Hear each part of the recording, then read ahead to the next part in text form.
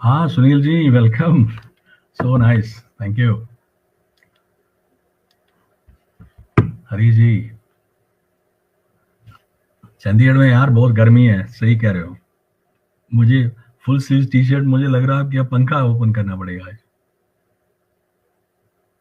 नमस्कार नमस्कार हिना जी।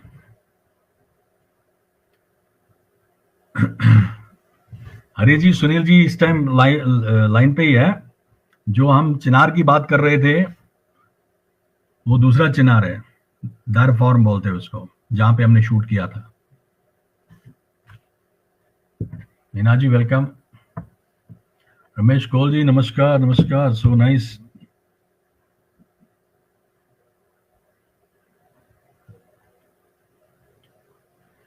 सुनील जी आप कहाँ पे हैं?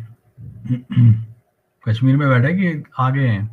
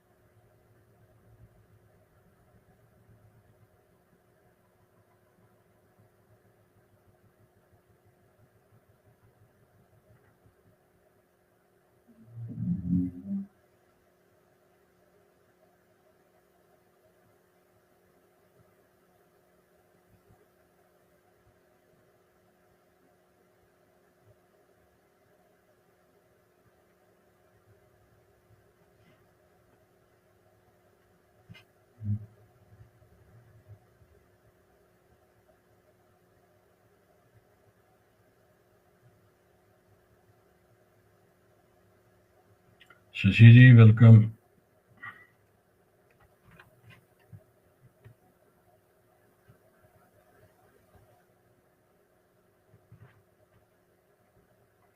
हाँ जी जावेद जी आ जाओ, हमारे यहाँ आ जाओ।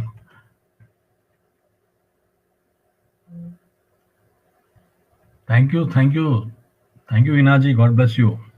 और करते रहिए, मेरे टाइमलाइन पे भी है, अभी मैंने वहां पे भी किया हुआ। और करते रहिए।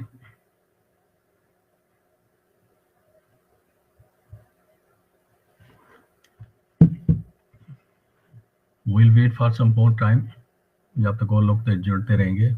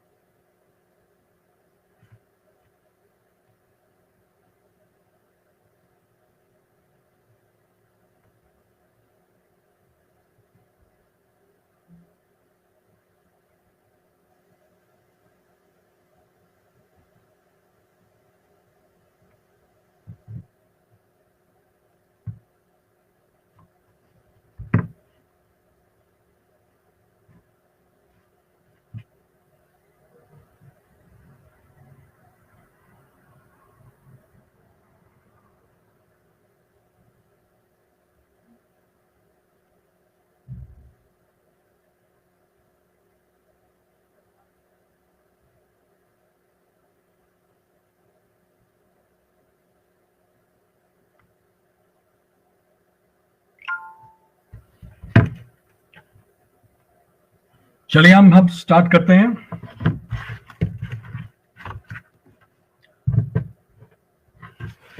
एक बार फिर वेलकम, सत श्री अकाल, गुड इवनिंग, नमस्कार और जो सारनी। जैसा कि मैं पहले ही बता चुका हूं, आज काफी अरसे के बाद। रोजी नमस्कार, सुभाष जी नमस्कार, गॉड ब्लेस गॉड ब्लेस। जैसा कि पहले ही बता चुका हूं कि आज काफी अरसे के बाद, काफी गैप के बाद मैं आया हूं। कुछ मजबूरियां थी, कुछ परिस्थितियां ऐसी थी कि तो बीच में ब्रेक काफी हो गया, मगर आज इस ब्रेक के बाद एक महान शख्सियत के साथ आया हूं and I am sure you people will appreciate that. आज के हमारे मेहमान हैं, कहते हैं ना कि नाम ही काफी है। जब भी उनका नाम लेते हैं तो मीठा मीठा संगीत हमारे कानों में बजने लगता है। और जिस मेहमान ने जस्ट 3 साल की उम्र से संगीत का सफर शुरू किया, और 3 साल की उम्र में अपने पिता और अपने गुरु महाराज उनके छत्र छाया में उन्होंने ऑल इंडिया रेडियो पे एक प्रोग्राम दिया। संगीत में उन्होंने बैचलर्स डिग्री किया यहीं चंडीगढ़ से ही, और उसके बाद उन्होंने कॉमर्स भी किया और कंप्यूटर साइंस भी किया। मगर क्योंकि संगीत उनकी रगों में था, क्योंकि वो एक ऐसे घराने से आते हैं जहां पीढ़ियों से संगीत का समंदर बह रहा है, और जिसने भारत में ही नहीं करीबन 25 से ज्यादा ममालिक में अपने संगीत का जादू बिखेर दिया। 30 से ज्यादा, हो सकता मैं कम बोल रहा हूं, मेरे पास गिनती की कमी हो, 30 से ज्यादा अवार्ड और रिवॉर्ड्स जिसने लिए हैं, और करीबन 40 से ज्यादा जिनकी कंपोजिशन है, और बहुत सारी सी चीजें हैं कि उनके लिए एक प्रोग्राम कम पड़ेगा। और आज वो इस प्रोग्राम में संगीतमय करने आ रहे हैं, और मैं ये पहले भी बता चुका हूं, ये हमारे लिए बहुत बड़ा एजाज है और हमारे लिए बहुत बड़ी हौसला अफजाई है। तो वेलकम करें, क्योंकि यहाँ तालियां तो नहीं होती है, बट आपके लाइक्स, आपके कमेंट्स सबसे बड़ी तालियां होती है। और वेलकम करें हम अपने पंडित अबे रुस्तुम सोपोरी जी का। नमस्कार अबे जी। नमस्कार रमेश जी। तो जैसा कि मैं आपके बारे में बता रहा था कि 3 साल की उम्र से ही आपने शुरू किया है, तो पहले तो आपको बहुत बहुत एक बार फिर वेलकम, और बहुत बहुत शुक्रिया कि आज आप हमारे इस प्रोग्राम को 4 चांद लगाने आए हैं। नहीं, आपका बहुत बहुत धन्यवाद रमेश जी। आपने आज इनवाइट किया, आपके इस प्रोग्राम पे कई शख्सियत यहाँ पे आ चुके हैं, और मुझे बहुत अच्छा लग रहा है आपके थ्रू जो आपके इतने जानने वाले हैं, आपको सुनने वाले हैं, और म्यूज़िक कल्चर से जिनका एक गहरा नाता है, उन सब के बीच पहुंच रहा हूं, तो बहुत अच्छा लग रहा है। Thank you. So nice, thank you. जैसा कि आपने नाम बताइए, हमारे जो ग्रुप है जिसको हम मंदिर बोलते हैं, सुरागनी प्रोडक्शंस, तो यहाँ पे ज़्यादातर संगीत ही बहता रहता है, तो हम कोशिश करते हैं कि जो भी मेहमान लेके आए वो संगीत से ताल्लुक हो, बाकी भी और फील्ड्स में भी लाएं। सो एक बार फिर तहे दिल से आपका वेलकम। वैसे तो हमारे जो फॉर्मेट है, जब हम पहले मैं एक बात जरूर बताना चाहूंगा, जो मैं भी आपसे बता रहा था ऑफ द स्क्रीन, कि ये मेरा आज इस सुरागनी प्रोडक्शंस का 40th प्रोग्राम है। ये जो हम लकी है कि 40वें प्रोग्राम में हमारे साथ है, तो 10 प्रोग्रामों के बाद दोबारा आपको बुलाऊंगा, ताकि जो हमारा गोल्डन जुबली शुरू हो जाए तो उसमें भी आप हमारे साथ रहें। जरूर। हमारे इस प्रोग्राम का फॉर्मेट है कि स्टार्ट में तो हम पूछते हैं कि आप कहाँ पैदा हुए थे, कैसे पता, बट वो तो हम सब जानते हैं, फ्रैंकली स्पीकिंग, आपके पिताजी के बारे में, आपके दादाजी के बारे में, और ये भी सबको ही पता है कि महान हस्तियां जो रही है हमारे संगीत में, खासकर कश्मीर में, वो आपके पिताजी और आपके दादाजी। बट एक जो सवाल मैं पूछूंगा, इफ यू डोंट माइंड, आपके नाम के साथ रुस्तुम लगा हुआ, इसका हमें थोड़ा सा बता देंगे। ये रुस्तुम नाम, क्योंकि अबे रुस्तुम सोपोरी है, जनरली अभी सोपोरी होता है, तो रुस्तुम के नाम के साथ क्या है ताल्लुक है? सुमिता वेलकम, रितु जी वेलकम, आप प्लीज बताएंगे। देखिए, मेरा नाम रुस्तुम पड़ा मेरे ब्रदर के बाद, जो मेरे बड़े भाई हैं, 5 साल बड़े हैं मुझसे, तो उनका नाम है सोहराब, और सोहराब अच्छा मेरा अच्छा, सोहराब रुस्तुम जो स्टोरी है उसके ऊपर बेस्ड हैं ये दोनों नाम। नाम रखने का एक ही रीजन था कि क्योंकि मेरा अभय बहुत लेट ऐड हुआ है। 89 में जब हमारे कश्मीर में जो रिचुअल होता है कहानेतर वाला, तो उसमें वो बचपन में ड्यू टू पता नहीं कुछ रीजन रहा होगा, नहीं हो पाया, वो बहुत लेट हुआ। तो 89 में फिर मेरे नाम के आगे अभय ऐड हुआ। So people those who know me मतलब प्रायर टू 1990 वो आज भी मुझे रुस्तम ही बुलाते हैं। तो हमारे नाम से जो एक रिलीजियस आइडेंटिफिकेशन होता है नाम का, वो ना हो, इस वजह से एक ये रखा गया। समझ गया मैं। कि वो पापा की एक बहुत डिफरेंट सोच थी। उनके लिए रिलीजन ह्यूमैनिटी था, और हालांकि उसमें कई लोग ऐसा भी सोचते हैं कि जब आप रिलीजन की बात करें तो कोई सोचता है कि भाई ये तो पर्सनल चीज़ है, कोई सोचते हैं कि अलग अलग एक धारा रहती है। लेकिन पापा इन सब चीज़ों से इतना ऊपर थे। मुझे ध्यान है जब पापा का प्रेयर मीटिंग था तो सभी एक ही चीज़ बोले, कहा कि ये सिर्फ सेंट ऑफ संतूर जो उनको टाइटल मिला वो सेंट ऑफ संतूर नहीं थे, वो खुद ही सेंट थे। दिल से सेंट। चीज उन्होंने हमारे अंदर टू बिगिन विद इन नाम से क्रिएट किया, और वो एक रीजन रहा कि हमारे नाम रुस्तम और सोहराब। नहीं, really great. I remember one gentleman, उसने अपने बेटे का नाम रखा था इकबाल। तो सेम थिंग जो हमने बोला है, क्योंकि सही आपने कहा कि सेंट ऑफ संतूर, तो वो दिल से भी सेंट थे, वो तो हम जानते भी है। मेरी छोटी सी इंटरेक्शन में भी उनको तो समझ गया था कि मैं किस टाइप की शख्सियत है वो। चलिए, उनका नाम तो लेते हैं तो हमेशा तो यही प्रणाम ही हम करते हैं उनको। थैंक यू, क्योंकि मेरे मन में ये था इसलिए मैंने पूछा, और इतना अच्छा इसका वो निकला बैकग्राउंड, तो बहुत ही अच्छा लगा मन को लेके। मैं आपको एक चीज इसमें बताऊंगा रमेश जी, मुझे लगता है मैं 3rd में था, क्योंकि बहुत छोटा नहीं था, मुझे इंसिडेंट हल्का फुल्का याद भी है। मुझसे किसी ने पूछा कि तुम्हारा नाम रुस्तम है स्कूल में, तो तुम हिंदू हो कि मुसलमान हो? मुझे घर जाके पूछना पड़ा था ये हिंदू मुसलमान क्या होता है। मैं मतलब 7-8 साल की उम्र तक मुझे ये मालूम नहीं था कि ऐसे कोई टर्म्स भी होते हैं, क्योंकि हम जब छोटे थे उस टाइम पे संडे मॉर्निंग को रामायण आया करता था।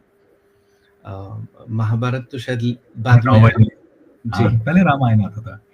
तो रामायण के टाइम पे अर्ली मॉर्निंग संडे पापा मुझे हम सबको, जितने भी हम लोग वहाँ बच्चे थे, उसमें मतलब भाई का एज ग्रुप, उसमें मुस्लिम बच्चे भी थे, सरदार भी था, हम लोग भी थे, मेरे फ्रेंड्स भी थे, तीनों रिलीजन्स के। हम अर्ली मॉर्निंग जाते थे शंकराचार्य, और ये मतलब पूरा रन की तरह होता था, भागते भागते चढ़ते थे बैक वाली साइड से, जो रेडियो की साइड से रास्ता था, कच्चा रास्ता से, और फिर वापस आते थे। नीचे दरगाह है वहां पे, और पापा उसके बाद मुझे वहां दरगाह पे ले जाते थे। मेरे पूरे बचपन में मेरे वर्ल्ड में था कि जब शंकराचार्य टेम्पल जाया जाता है तो नीचे दरगाह भी आना होता है, क्योंकि वो हैबिट एक ऐसी थी, रूटीन बन गया था। हमारे सूफी सिस्टम में म्यूजिकली भी संतों का, पीरों का जो बिल्कुल सही है दरगाहें हैं, वहाँ जाया जाता है। तो वो अपब्रिंगिंग ऐसी रही कि कभी पता ही नहीं था कि रिलीजन क्या है, और पापा ने रिलीजन एज, जिसे आप कहें कि अपनी पर्सनालिटी को स्ट्रॉन्ग करने का जो पॉइंट है वो दिया, दोनों भाई को भी मुझे भी, कि अपने आप में अगर हम देखें कि कितनी रिच फिलॉसफी है हमारे रिलीजन की, हिंदुइज्म की, कि पूरा आपकी जिंदगी का ऐसा कोई पहलू ही नहीं है जो आपको यहाँ पे ग्रंथों में नहीं मिलेगा। तो अगर आप उसको आइडेंटिफाई कर सकें, समझ सकें, तो वही ललेश्वरी ने कहा, वही सभी पीर फकीरों ने, जितने संत फकीर थे उनका तो यही तो था है कहीं पे भी हमारी हिस्ट्री में नहीं रहा कि जहाँ हिंदू मुस्लिम आप जैसे कर रहे हो। बहुत ही सुंदर, बहुत ही अच्छा लगा। मतलब आप देख लीजिए कि जब इस टाइप का आपको संस्कार दिए जाएं, इस टाइप का माहौल दिया जाए, जहाँ आपको लगता है कि शंकराचार्य का मतलब चढ़ने का, कि नीचे हमें दरगाह पे भी माथा झुकाना। और हमारे कश्मीर में आम तौर भी थी, और आई एम लकी, मैं हमेशा खुद को समझता हूँ कि हम भी इसी माहौल में पड़े बढ़े, जिस तरह दरगाह में जाना, मंदिर में जाना, और कहीं पे भी कोई इस तरह का मन में नहीं रहा। और खासकर जहाँ संगीत की बात हो रही हो, और जो संगीत में तो कहीं ये देखा ही नहीं जाता कि मतलब उसमें रिलीजन की बात तो आती नहीं है। तो बहुत ही अच्छा लगा ये। अब आप एक और जो बड़ा और सा सवाल ही आपको लगेगा, क्योंकि आपका मम्मा शीज वो टीचिंग से हैं, तो आपको कभी मन नहीं आया कि म्यूजिक छोड़ के कभी टीचिंग में भी जाऊं, मम्मा को फॉलो करूं? मैं पहले इसमें आपको एक चीज क्वेश्चन से हट के आंसर करूंगा। हाँ, मैंने जितना भी आज तक रोमेश जी ट्रैवल किया है, ऐसी एक भी इंसिडेंट नहीं रहा है जहां मैं गया हूं वर्ल्ड ओवर कहीं भी, जहां मैं पहुंचूं और मुझे या तो दादाजी के या पापा के स्टूडेंट ना मिले, या क्या मुझे बात। मेरे नाना जी प्रोफेसर दीनानाथ मदन जी या मम्मा के अभी एक स्टूडेंट आ रही है। स्टूडेंट ना मिले।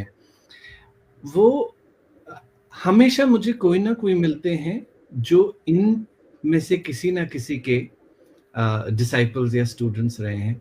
ये मुझे लगता है कैसी ब्लेसिंग है। आप ये देखें कि कहीं भी जाएं तो आपका एक रिश्ता वहां है, और बहुत पर्सनल रिश्ता है। और जो आपने मुझसे पूछा कि मैं जब डिसाइड किया कि मुझे क्या करना है, और पढ़ाई चल ही रही थी, कि घर में तो शेक्सपियर और सारी ये सब पढ़े ही हैं, एक से बढ़कर एक राइटर्स के। मेरा एक्चुअली इन्वॉल्वमेंट स्पोर्ट्स में ज्यादा था हमेशा से अच्छा, जी। और पर्टिकुलर कोई स्पोर्ट्स? हॉकी टीम में मैं रहा हूँ, नेशनल लेवल हॉकी टीम में क्या रहा हूँ, बात, क्या बात, ये तो नेशनल मुझे स्टेट नहीं लेवल मालूम। में रहा हूँ, स्टेट लेवल में रहा हूँ, सॉरी, नेशनल लेवल पे खेला हूँ। ये दिल्ली स्टेट में था मैं। और एक टाइम पे मेरा ऐसा भी था कि मैं हॉकी को शायद अपना कैरियर ले लूं, लेकिन से लेट 90s में भी आज भी उतना नहीं है। हॉकी को इतने चांस मिलते नहीं हैं हमारे यहाँ compare to cricket. Computer cricket. तो एक ऐसा हमेशा रहा कि एक ऐसा स्पोर्ट है जो थोड़ा सा निग्लेक्टेड है compare to the other one. तो वो एक रीजन रहा कि मैं उतना सीरियसली उस चीज को ले नहीं पा रहा था, क्योंकि हर जगह विजिबल था। हम कोई भी टूर्नामेंट खेलते थे, कुछ भी करते थे, वो चीज हमें विजिबल होती थी हमेशा। और म्यूजिक तो साथ साथ था ही। और फिर जैसे जैसे मैं बड़ा हुआ, अपना 9th-10th क्रॉस किया, तो आई रियलाइज कि नहीं। और इसमें एक मजाक भी है, मेरे जो म्यूजिक के टीचर थे स्कूल में, उनकी और मेरे हॉकी कोच की कभी नहीं बनी। वो कहते थे रीजन? क्या तुमने इसको लकड़ी हाथ में थमा दी है, ये कलाकार आदमी है। तो कह रहे आप भी तो इसको लकड़ी थमाने वाले हो। ठीक है, दूसरी लकड़ी चाहिए संतूर की। तो वहां पे आई डिसाइडेड कि मैं मैनेजमेंट को लेके अपना कैरियर आगे लूंगा, और म्यूजिक चलता रहेगा, लेकिन मैं एमबीए में जाऊंगा, और म्यूजिक साथ साथ सेकंड कैरियर चलेगा। बट आई थिंक जब बाय द टाइम मैं कॉलेज गया एंड आई रियलाइज्ड, और मेरे बहुत सारे फ्रेंड्स थे जो एमबीए कर रहे थे, तो आई रियलाइज्ड कि 2 साल म्यूजिक तो बिल्कुल नहीं होगा। और कहीं ना कहीं मैं डिसाइड कर चुका था कि मुझे म्यूजिक ही करना है। तो मैंने पापा से बात की, और मैंने उनसे कहा कि मैं फुल टाइम म्यूजिक लूंगा, बिकॉज इट्स अ वेरी, जिसे आप कहे कि बहुत सोच समझ के ये डिसीजन लेना पड़ता है आपको अपनी लाइफ में। आप एक ऐसे फील्ड में एंटर कर रहे हैं जिसमें अनसर्टेनिटीज बहुत हैं। एक ऐसा कैरियर है जहाँ पे कि आज आपका प्रोग्राम होगा, हो सकता है 1 महीने में 15 प्रोग्राम हो सकता है अगले महीने एक ही क्या प्रोग्राम। बोल रहे हैं? तो बहुत सोचना पड़ता है, लेकिन हमारी फैमिली में एक हमेशा से रहा है कि पढ़ाई में कोई कंसेशन नहीं मिलता। मिनिमम ग्रेजुएशन तो आपको करनी ही करनी है, उससे पहले तो कोई सोच भी नहीं सकता कि मैं म्यूजिशियन बनूंगा। तो अगर जैसे आप पापा का भी देखें, triple masters, additional graduate studies, मतलब सितार संतूर में उनका मास्टर, म्यूजिक में उनका मास्टर्स डिग्री। अब ये इंग्लिश लिटरेचर, तो उनका मेन सब्जेक्ट तो इंग्लिश लिटरेचर था पापा का भी। दैट्स हाउ पापा मम्मा मेट इन कश्मीर यूनिवर्सिटी।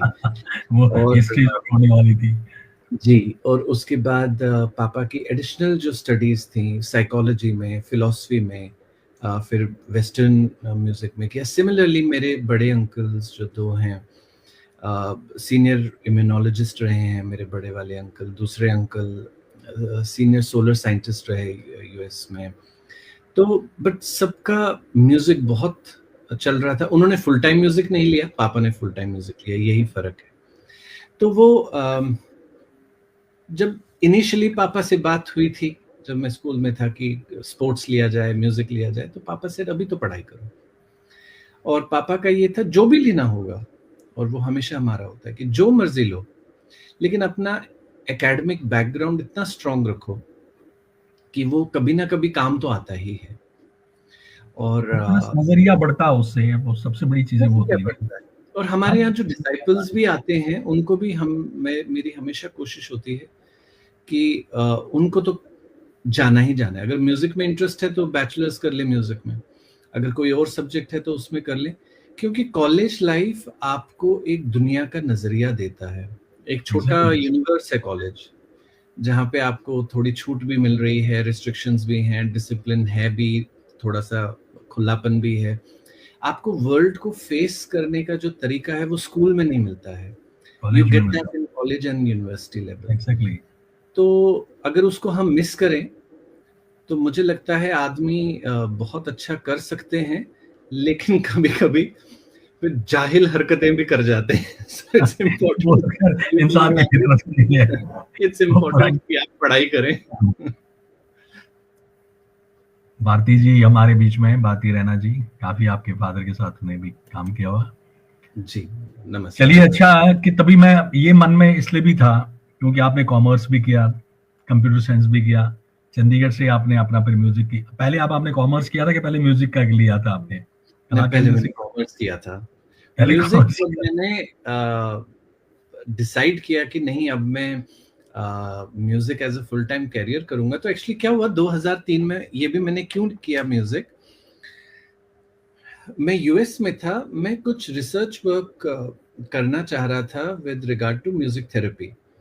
तो पापा के एक वहाँ फ्रेंड से मैं मिला, जो बहुत बड़े साइंटिस्ट हैं, lots of patents in his name, Kashmiri. So मैंने जब उनसे बात की तो ही सेड कि साइंस में कहाँ तक किया है। तो आई सेड मैं तो साइंस स्टूडेंट ही नहीं हूँ, मैं तो कॉमर्स स्टूडेंट हूँ। तो ही सेड कि उसमें रिसर्च किया है। मैंने कहा नहीं, वहाँ क्या रिसर्च होगा? तो ही सेड कि हम तो लैब में ऐसे अटैच नहीं कर सकते, either you have to be a medical student और you have to be a research scholar, कि भाई आप एक रिसर्च स्कॉलर हैं, म्यूजिक में हैं या जैसे भी हैं, then we can do something. तो वो जब मैं वापस आया तो पापा टोल्ड मी कि अब जब तुम म्यूजिक में ही हो तो इसको कर लो, कल को कहीं अगर लेक्चर्स के लिए जाना होगा, यूनिवर्सिटीज में जाना होगा, तो वहाँ पे कॉमर्स मैटर नहीं करेगा, वहाँ पे म्यूजिक मैटर करेगा। And that's how I actually did my music का ग्रेजुएशन एंड मास्टर्स। और अब मेरा इसका फाइनली क्योंकि बीच में बहुत मुझे गैप आ गया कोविड की वजह से, एंड देन फिर जब पापा बीमार हुए तो I just could do anything. तो रिसेंटली मैंने अब सबमिट कर दी है अपनी रिसर्च फॉर उसमें कामयाबी दे आपको। तो आपने तो ये चंडीगढ़ से ही किया, प्राचीन कला केंद्र से ही आपने फिर म्यूजिक में ले लिया था जी। तो संतूर सीखने का इत्तेफाक अपने पापा से ही मिला कि आपका इंटरेस्ट रहा इसमें? दोनों।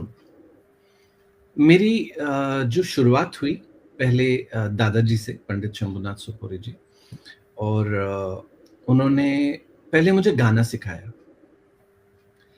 गाने के बाद जब मैं थोड़ा बहुत ठीक-ठाक गाने लगा, तो उन्होंने मेरा सितार शुरू करवाया।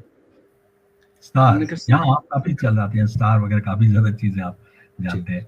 तो सितार वो मुझे क्या करते थे, जब भी सिखाते थे तो सितार पे नहीं बताते थे, वो मुझे गा के सिखाते थे। ओके। कोई बंदिश सिखाई, फिर मुझे कहते थे अब इसको जाओ, अब सितार पे ट्राई करो। तो फिर मैं थोड़ा बहुत सितार पे एक्सप्लोर करता, उसको कैसे लिया जा सकता है, थोड़ा पर्दों का ज़्यादा काम होता, तो फिर दादाजी आते, वो कहते कि भाई गा तो तुम ऐसे रहे हो, तो इसको तार खींचनी पड़ेगी। से अगर मैं कोई नोट ले रहा हूँ ऋषभ से मध्यम ग्लाइड होते हुए, तो वो पर्दे पे रेगामा तो जा नहीं सकता।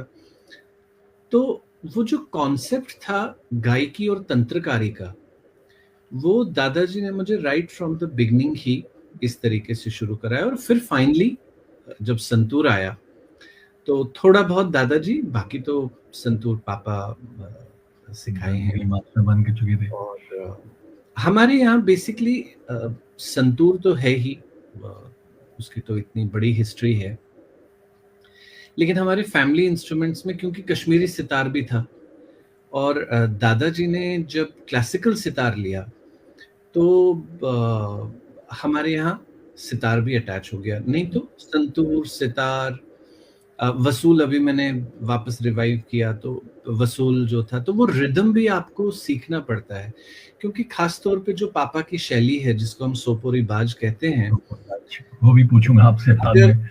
उसमें अगर गाना नहीं पता और आपको लय का कंट्रोल बहुत नहीं है, तो फिर संतूर नहीं बजेगा, सोपोरी बाज का संतूर नहीं बजेगा। आपको बहुत स्ट्रांग होना है गाने में और आपके लय, क्योंकि छंदों का पापा का ऐसा कॉम्प्लिकेटेड वर्क, तो उसके लिए बहुत इंपॉर्टेंट होता है।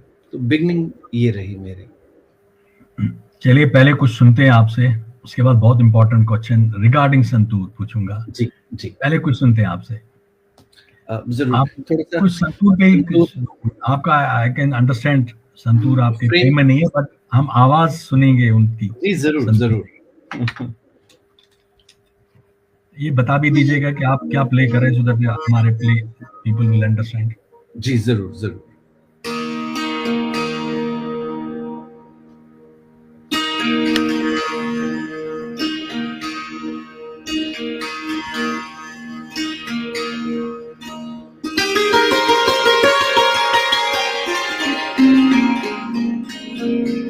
देखिए एक राग है, मतलब कानों में ऐसे ना पूरे बड़े रोंगटे खड़े हो जाते हैं। हाँ बता रहे थे आप? मैं हल्का सा कोशिश करता हूँ, हो सकता है आपको मेरी कैट भी नजर आ जाए, वो मेरे साथ ही बैठता है। मैंने देखा था, मम्मा ने दोनों कैट साथ में ली थी, देखा था, उन्हें बहुत प्यारा फोटो था।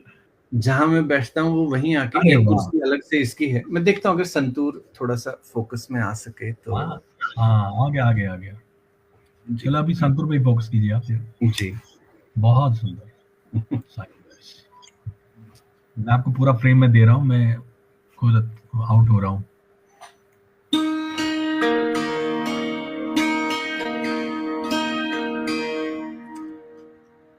एक लाइन कश्मीरी का आपको सुनाता हूँ। वैसे मैंने जो ट्यून किया है, ये हमारा शाम का एक राग है, गावती, और उसमें इसी में फिर एक कश्मीरी भी आपको हल्की सी 2 लाइनें सुनाऊंगा, कंपोजिशन मेरी।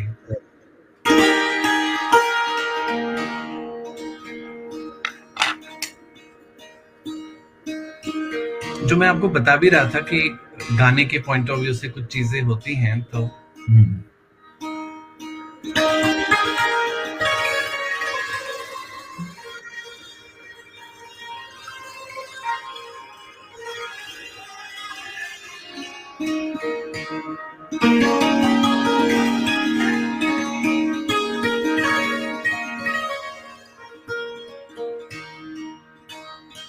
अब जैसे अगर मैं गाऊं,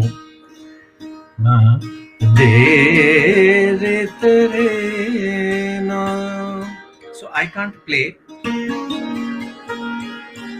क्योंकि ये एक्सप्रेशन है दे रे रे तारा ता ना ना, और मैं गा रहा हूं दे रे रे ता ना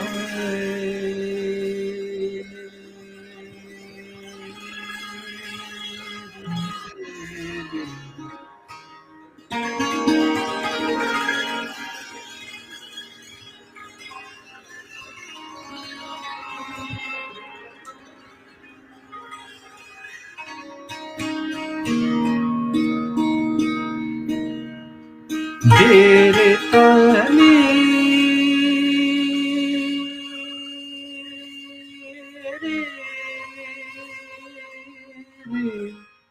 रे रे तेरे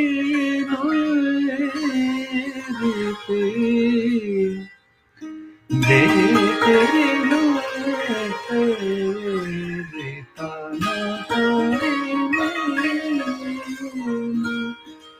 यानी आपको अपने एक्सप्रेशंस को इंस्ट्रूमेंट पे उतारना है, यही सोपोरी बाज है।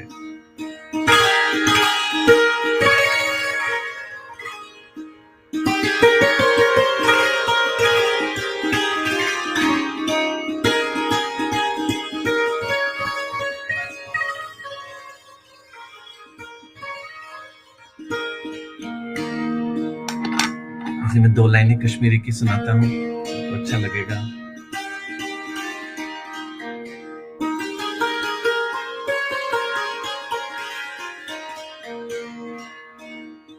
दिल बर लगयो लज तसदावस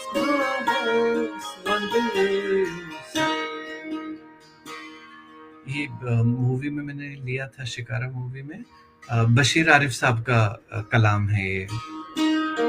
दिल पर लगयो लज तसदावस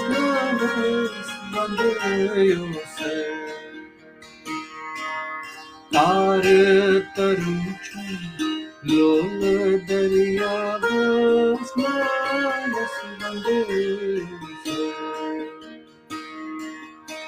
दिल बर लग लज तस दावस नावस बंद तार तरुण लोल दरिया बस नावस बंद।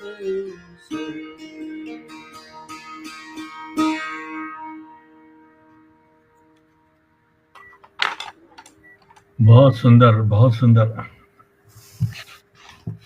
इस गाने की फरमाइश भी पहले हो रही थी अभी, तो आपने सुना दिया। तो इसका तो मैंने वो वैसे रिकॉर्डिंग भी रखी हुई है अपने साथ।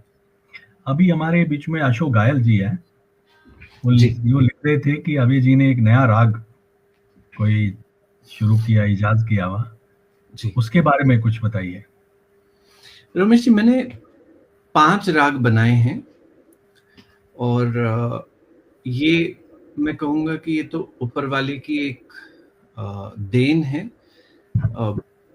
मेरे गुरु दादाजी उनकी ब्लेसिंग्स हैं। नहीं तो नए इतने राग हैं कि आप जो सोचें वो ऑलरेडी क्रिएटेड होता है। लेकिन मैंने भी जो बनाया है उसमें कुछ खास मेहनत की नहीं है मैंने। मुझे ये फ्लो हुए हैं रागास। जो पहला राग था वो श्री माता जी निर्मला देवी जी के नाम से राग, निर्मला राग, निर्मल क्रॉस, उसकी पापा ने एक राग बनाया था निर्मल रंजनी। तो थोड़ा कॉम्प्लिकेट, पापा के रागास थोड़े कॉम्प्लिकेटेड हैं, जैसे निर्मल रंजनी, ललेश्वरी, ललदत के नाम से जो पापा ने राग बनाया, थोड़ा टफ है।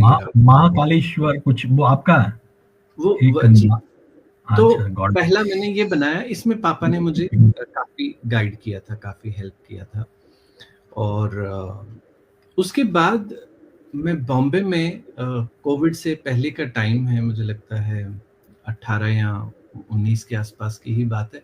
मैं बैठा था, मुझे ऐसे लगा एज इफ जैसे आप शॉवर के नीचे चले जाएं, ऑन कर दें एंड सडनली पानी आता है मुझे ऐसा फील हुआ with regard to musical structure. तो मैं कहूँ ये सीखा। स्ट्रक्चर तो, हाँ वो तभी मैंने आपको बोला मैं मेहनत कुछ नहीं किया। हाँ, तो सरस्वती आ गई अपने आप ही।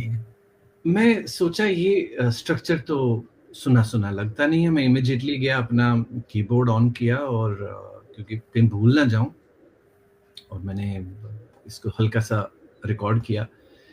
फिर मैंने इसे संतूर पे प्ले किया। मुझे दो वेरिएशंस इसमें समझ आई। एक थोड़ा एग्रेशन देता है स्ट्रक्चर, तो दूसरा डिफरेंट था, तो मैंने दूसरे वाले को ऑप्ट किया जो बेसिकली ऑलमोस्ट सूझा ही था मुझे, और नाम भी इसका वैसे ही आया। अब मैं सोच रहा था, मैंने पापा को फोन किया, मैंने कहा पापा ऐसे एक स्ट्रक्चर मुझे सूझा है, तो आप देखें कि, तो पापा ने सुना, कहा सुना सुना तो लग नहीं रहा है, तो मैं भी चेक करता हूँ, तुम भी चेक कर लो।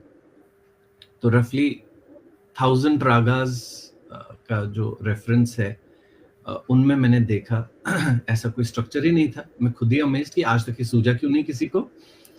और कह रहा हूँ ना कि बिल्कुल जी, और फिर मैंने पूरा चेक किया, मैंने कर्नाटक में भी चेक किया, कोई एग्जिस्टिंग सेम, क्योंकि वहां पे जो पैटर्न्स हैं वो कॉम्बिनेशंस बहुत अवेलेबल हैं, तो ऐसा कोई सिंपल कॉम्बिनेशन तो नहीं है जो सेम ही हो, वो भी नहीं बैठ रहा था।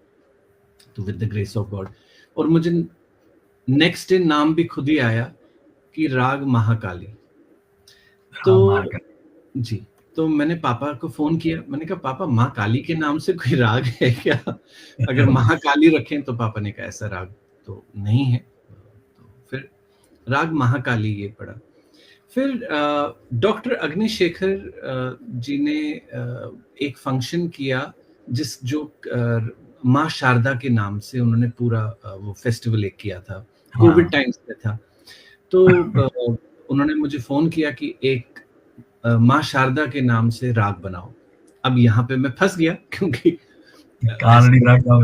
मुझे फिर पापा ने मुझे एक्सप्लेन किया कि जिसे आप कह सकते हैं फॉर्मूला, इसे भाई कंपोजर तो तुम हो, तो कंपोज करने में क्या है, लेकिन रागास क्योंकि स्ट्रक्चर्स इतने हैं, इतने डाइवर्सिफाइड हैं, कि वो कहीं ना कहीं मैच हो सकता है। तो इसके पॉइंट्स हैं, अगर कभी ऐसा बनाना पड़े, ऐसे तो बनाना नहीं चाहिए कि मुझे राग बनानी है, भाई क्यों बनानी है राग, इतने राग पड़े हुए हैं। एक तो है कुछ फ्लो कर गया, दैट्स अ डिफरेंट थिंग, लेकिन अगर कभी बनाना पड़ता है तो ये कुछ पॉइंट्स हैं, इनको ध्यान में रख के तब स्ट्रक्चर क्रिएट हो पाएगा। तो राग शारदा ऐसे क्रिएट हुआ। और सरप्राइजिंग, माँ राग शारदा के नाम से कोई राग नहीं था अब तक। माँ शारदा के नाम से कोई नोन स्ट्रक्चर तो ऐसा सच नहीं था। अच्छा। क्योंकि हो सकता है पुराने जो कुछ रागास रहे हों उनमें कभी रहा हो, ऐसी पॉसिबिलिटी है। महाकाली तो नहीं था, लेकिन राग शारदा शायद हो भी सकता है, लेकिन कोई रेफरेंस मुझे ऐसा दिखा नहीं। कोई साउथ का हो सकता है, साउथ में, क्योंकि साउथ में मेन माँ शारदा का पहले ऐसा तभी मैंने कहा कि ऐसा पॉसिबिलिटी है, लेकिन नोन नाम ऐसा राग का मिलता नहीं है हमें। फिर इसके बाद मैंने ये 3 राग के बाद एक राग पापा के नाम से लास्ट ईयर मैंने ये इंट्रोड्यूस किया। राग का नाम राग भजनेश्वरी। अच्छा, राग भजनेश्वरी, जयकार। ये राग भी खुद ही फ्लो हुआ, मैं कोई खास नहीं सोचा इसमें, और बहुत ही प्यारा राग है। यू कैन फील, आपको उस राग में पापा का एक रूप दिखता है। और रिसेंटली मैंने राग भगवती बनाया, माँ दुर्गा भगवती के नाम से। मैंने जब इंट्रोड्यूस किया, मैंने कहा कश्मीर में तो हम भगवती बोलते हैं, भगवती कर दया, तो मैंने कहा ये राग भगवती में इंट्रोड्यूस कर रहा हूँ। ऐसा भी कोई राग पुराना था नहीं, तो ये स्ट्रक्चर भी ऊपर वाले ने ही दिया। तो मैं अपना वो मेड इन इंडिया टैग लगा देता हूँ, लेकिन नहीं, बहुत ही अच्छी बात देखी। वो जैसे आप कह रहे हो कि अपने आप ही आता, तो ये गुरु महाराज और माँ की, माँ सरस्वती की, माँ उनकी दया है जो इस तरह जो। हाँ, मैं सोर्स हूँ उसका। Exactly, that's it. वही सोर्स तो बना देते हैं ना, वो कोई ना कोई सोर्स तो बना देते हैं। तो इसमें क्या, जो आपने अभी आप कहा कि राग जो आपने पापा के नाम पे भजनेश्वरी, क्या किस नाम से बोला था आपने? भजनेश्वरी। भजनेश्वरी। तो इसमें क्या कुछ पर्टिकुलर कुछ आपने इस तरह का डाला हुआ, जैसे वो ख्याल में आपके थे ना जो पहले जी वाले जी, राग बोल रहे थे? मैंने एक बंदिश लिखी इसमें। संतूर तो मिला नहीं है, मैं गा के बताता हूँ। मुझे 1 मिनट आप दीजिएगा, मैं क्योंकि थोड़ा टाइम हो गया बजाए हुए। मैं बंदिश सामने ही है, मैं लाता हूँ। 1 मिनट मुझे दीजिएगा, जस्ट अ सेकंड। अगर आप मुझे फ्रेम से 1 सेकंड हटा सकें। हाँ, 1 मिनट।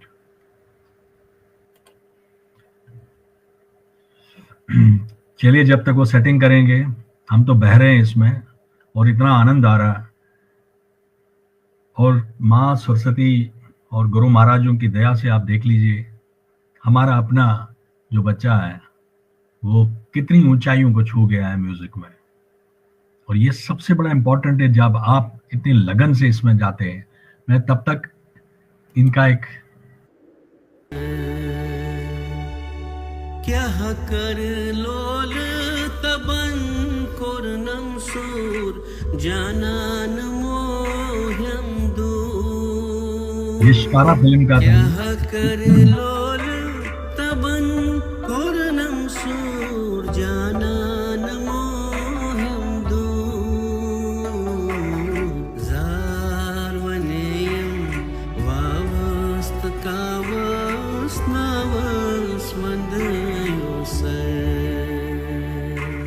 दिल भर लग्यो लज तसदाव। ये अरविंद जी सत्संग की रूहानी आनंद आता है। यार स्वन्यता खार रोटुन क्या हो, जी वेलकम। स्वन्यता खार रोटुन क्या हो, चार करां चुनमो। नैनू जी वेलकम। हाँ, मुनीर जी का गाया हुआ ये, मीर साहब का गाया हुआ है। दिल भर लग्यो लज तसदावस नावस वंदस।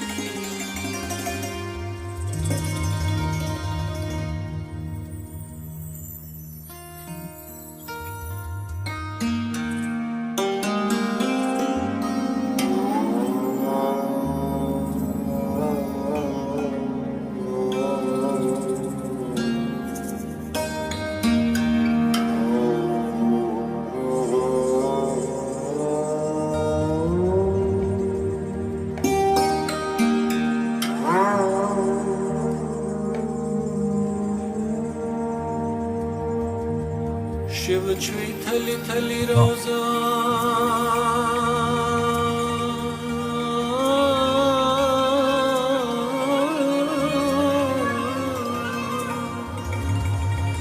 मौजा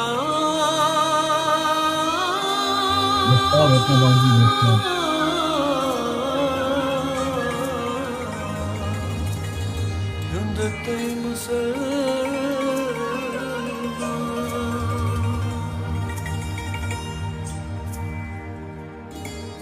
रुकै छुक पनुन पान प्रजा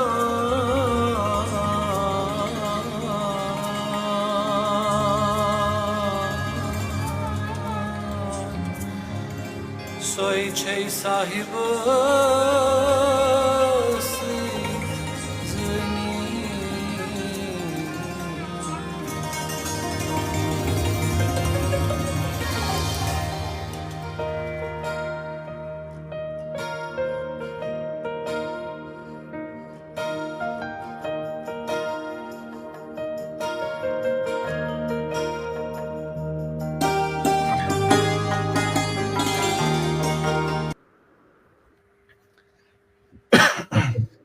तब तो मैं कुछ वीडियोस दिखा रहा था आपके, आनंदमय हो रहे थे हम।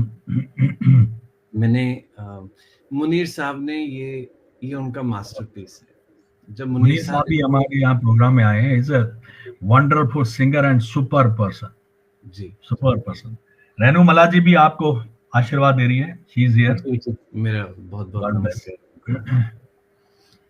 जब हाँ. मुनीर साहब ये गा के आए स्टूडियो से बाहर, तो मैंने कहा ये गाना आप ही के लिए बना था. इनफैक्ट जब मैं स्ट्रक्चर ही सोचा था तो मुझे एक ही वॉइस दिमाग में आई, वो थी मुनीर साहब की. सॉफ्ट दैट वॉइस जो है ना, जिसमें मेलोडी भी है, सॉफ्टनेस भी है. वो बहुत human being, wonderful human being. वही उनके as a human, that's what I'm saying. As a human being, he's such a down to earth person. I love that person, really. जो आप पूछ रहे थे, तो पापा के नाम से जो राग भजनेश्वरी ने बनाया, उसका एक बंदिश मैंने लिखा था. और बंदिश मेरी फीलिंग टुवर्ड्स जो मेरे गुरु हैं, मतलब पापा के, और उनका डिस्क्रिप्शन ये इस बंदिश में आता है. बहुत सुंदर. एक पापा जब कोई बंदिश लिखते थे तो वो जैसे पेन नेम होता है, तखल्लुस होता है, तो पापा दास लिखते थे, क्योंकि मोस्टली पापा की जितनी भी राइटिंग्स हैं, बंदिशें हैं, वो ऑलमाइटी को उन्होंने हेल करते हुए लिखी हैं. तो उसमें हमेशा वो कहते थे मैं दास, और उनको लिखते थे. तो मैं अगर कभी वैसी बंदिश लिखता हूँ तो मैं भी वो दास ऐड करता हूँ उसमें. मैं थोड़ा सा रोक रहा हूँ आपको. एक चीज बताऊं, जो मेरे गुरु महाराज हैं, मेरे भी पापा है जो स्पिरिचुअल गुरु है, वो दासों का दास लिखते थे. अच्छा. वो दासों का दास लिखते थे. चलिए, आप बता रहे थे आगे. तो आप भी दास के नाम से ही लिखते हैं भी? जी, पापा की तरह. तोरे बिन में कुछ भी नहीं, तोरे बिन में कुछ भी नहीं, तू है दाता तू ही ज्ञाता, कृपा करो हे गुरुवर. अंतरा है इसका. नाद के तुम बीज कमल, ब्रह्म में तुम हो विलीन, बजावत शततंत्री वाद, झनकृत हो सात द्वार.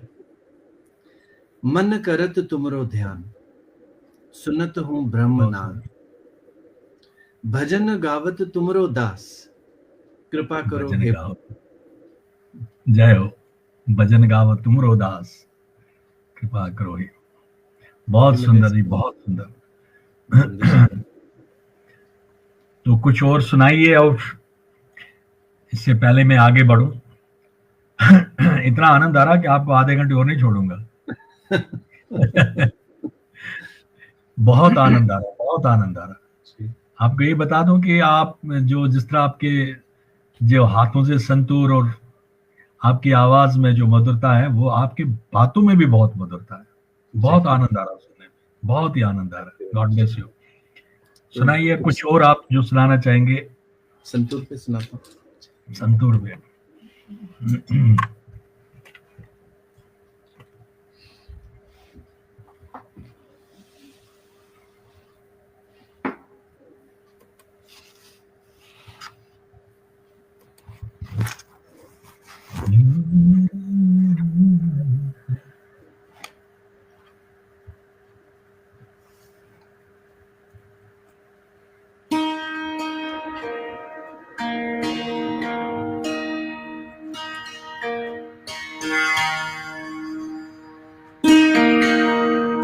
एक इसी स्ट्रक्चर में एक भीम राग है, बहुत रेयर रागा है.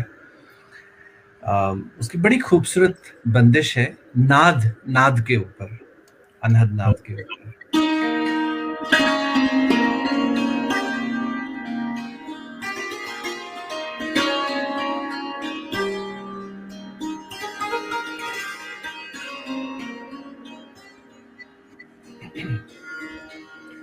हे नाद वेदन, हे नाद.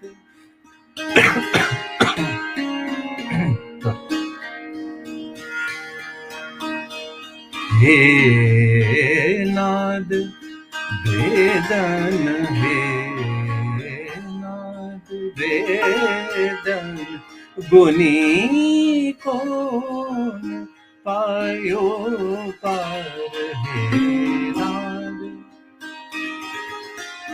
हे नाद बेगन गुनी को न पायो पार हे नाद, गुनी और गंधर्व सब गाए गाए हाय, अमर सगुन खूब प्यारे हे नाद।